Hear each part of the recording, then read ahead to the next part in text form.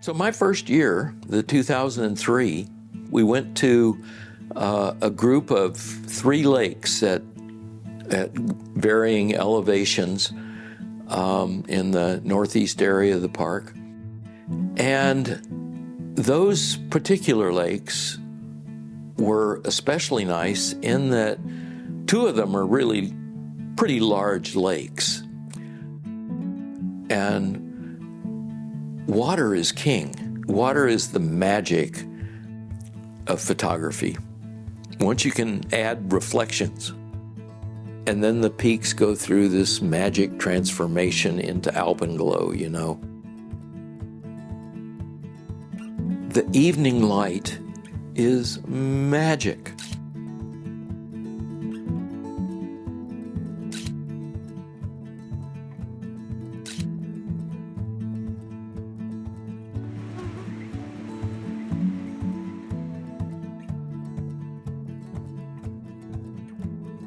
Unfortunately, we were there at the time of the peak of the mosquito hatch.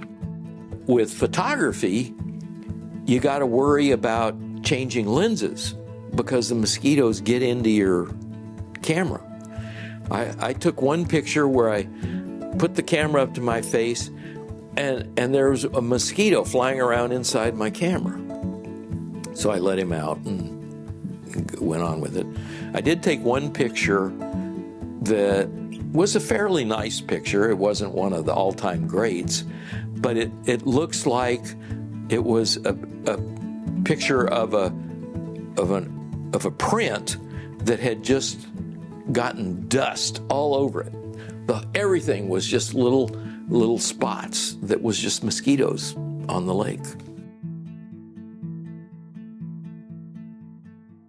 The next trip I went on, we went to a lake basin that had a whole bunch of lakes in it. None as large as those others, but each one different, with a different personality. And they were just kind of stacked in tiers. Again, and that was amazing to me because I'd never been to that basin before. It was in an elevation that had a mix of really, really wonderful trees. And it was also some interesting wildlife. I saw my first black-backed woodpecker at that location.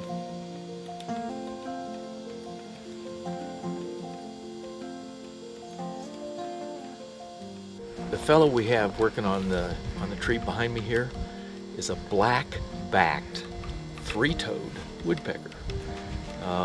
Most woodpeckers have a white patch on their back, but this fellow's all black. I mean, he's dressed to the max, and they're pretty unusual. This is about as far south as they come. This is the first one I've ever seen and known that's what I was looking at, so I'm kind of excited.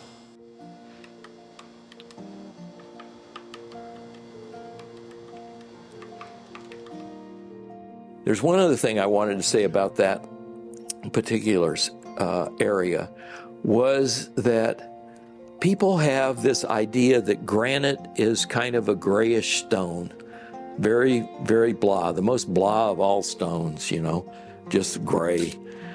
It comes in dark gray, light gray, and medium gray.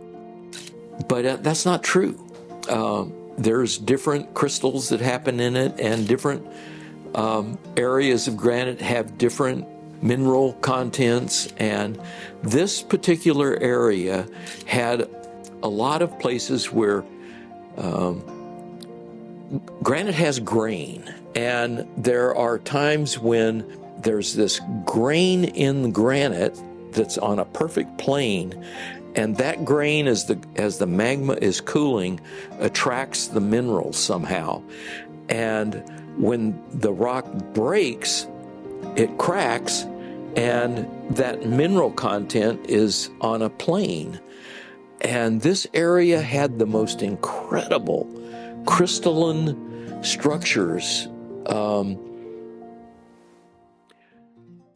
So on that same year, we got our camp moved, had the Packers move our camp again. to a different set of lakes. And those lakes were nice also because, as luck would have it, I had never been to those two. There were 3 lakes, 3 just gorgeous lakes. One was especially nice. It was almost completely enclosed in a granite cirque that was just magnificent. Also on that trip, we had a bear walk into camp, and I've had my fair share of interactions with bears, and it's my firm policy not to put up with bears in your camp.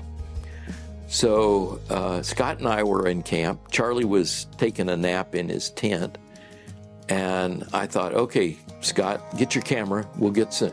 You'll get some bear footage here. And I was planning on chasing the bear out of camp and treeing him, which they don't like to get treed because they're not eating food. And even if they realize, okay, we're not going to get any food from this guy, at least they don't like to be there. And you can irritate them, and then they won't come back. So I was going to tree this bear and let him know this was no ordinary set of people he was dealing with. So Scott got his camera and was taking bear pictures, and this bear walked right beside Charlie's tent. Charlie, there's a bear right by your tent. For real. I mean, Charlie could see him this close to his mosquito netting on his tent.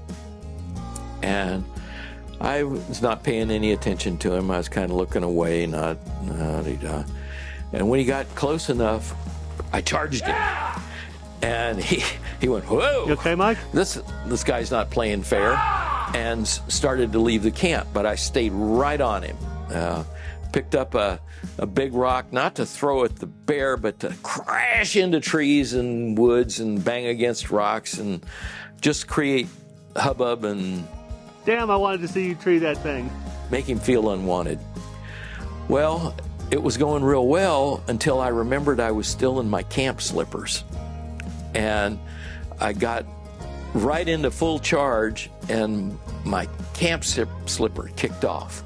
And I came down with a bare foot right into a pile of pine cones. And of course, the landing gear folded, and I went head over heels into a dry stream bed, kicked up a pile of dust. And I'm sure that bear was thinking, oh, this guy is absolutely crazy. I am shut with this camp. I think I just kind of drifted out of the bottom of Scott's video on that one. What scared the bear? This berserk man over here.